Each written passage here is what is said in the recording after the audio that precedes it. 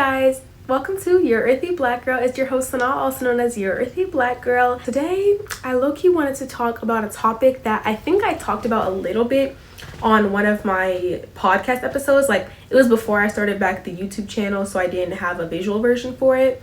And it was basically, I actually think I deleted the episode because it was when I was talking about my boyfriend and then we broke up, so it was like awkward. But I was basically talking about surround yourself with people who challenge you and make you question if you're healed.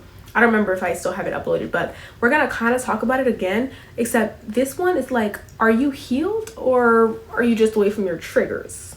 You know, because I feel like that's a good question to ask, because I remember when I was in my whole sad girl era, like sophomore year, I'm a senior now, so like 2 years ago, I never felt healed or happy. I just felt distracted.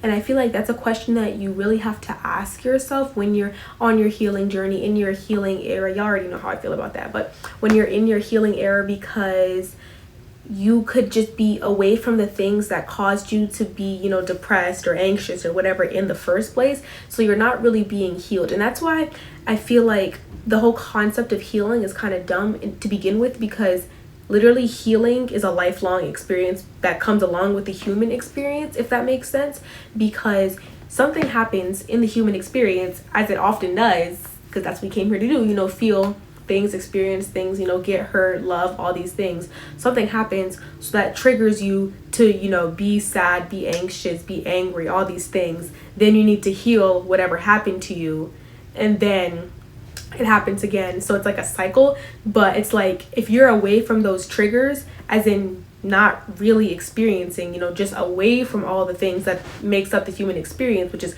like heartbreak, betrayal, love, all these things. Like, if you're away from those things, you're never really healing. You're kind of just distracting yourself, and that's not really, that's like, it's hard to explain. Like, for example, if you get cheated on, sure, you break up with that person, okay, you're healing from that heartbreak, that relationship, all these things. But if you never jump back into a relationship, jump back is not the right word. If you never go get into another relationship, you never go explore another relationship with someone, are you really healed? Because you're not being put in the situation to put all that work you did to test. And that's why I feel like, yes, you should take time after, you know, heartbreak to be by yourself, focus on yourself and heal. But also, you kind of need to be in another relationship to see how healed you are and to really push that to the limits. Because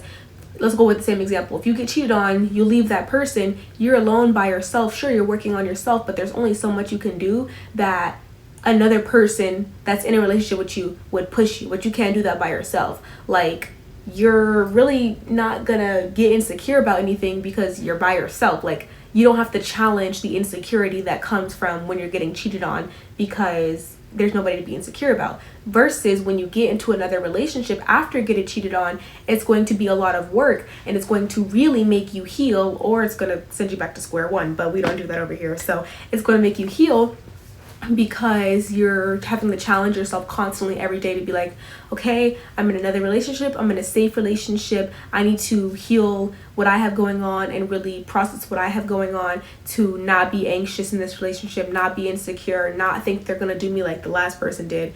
But if you're not in a relationship, you can't really be doing all those things.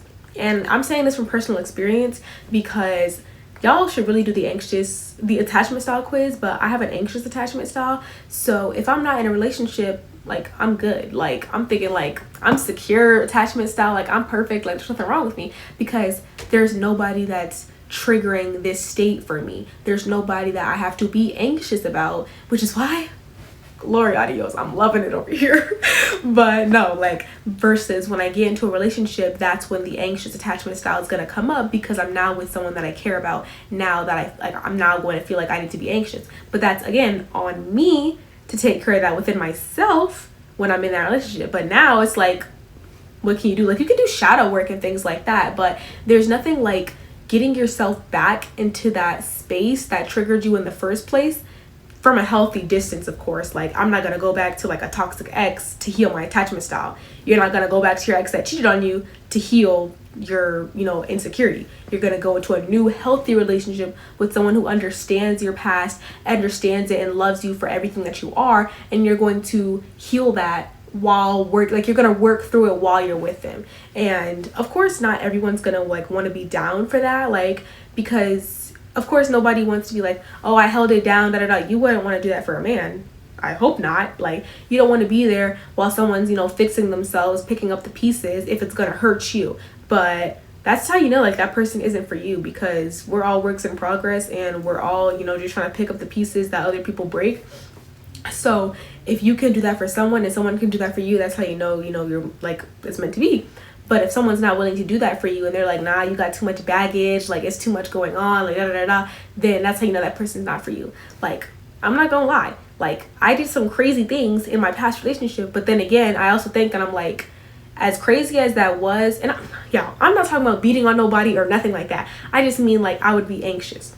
So, and like insecure. As much as that was for that person, it's not going to be much for someone else, the person that I meant to be with. So I feel like if you just think like that, and I'm not saying jump right into a relationship, I'm just saying don't think that you need to heal, and then get into a relationship when you're 100% healed, because we already talked about this. I feel like you're never going to be really healed until you're in that environment again. You're with those triggers again. And of course, know your limits.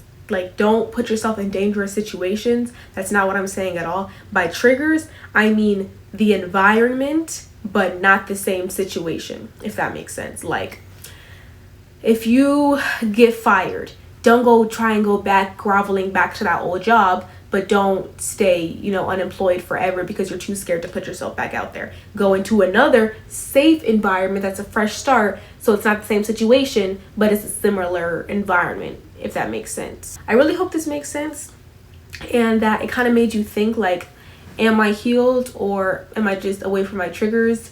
Because when you really sit to think about it, you're like, dang, I'm still messed up. That's a joke. That's a joke.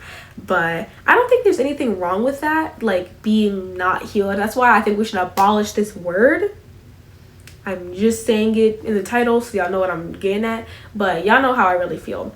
But like, I don't think it's anything to be ashamed about, like, oh, I'm not healed, I'm just distracted, I'm not healed, I'm just away from my triggers, da da da. Like, that's why it's literally like, healing is just existing, bro. Like, it's a lifetime of existence. Well, does lifetime mean forever?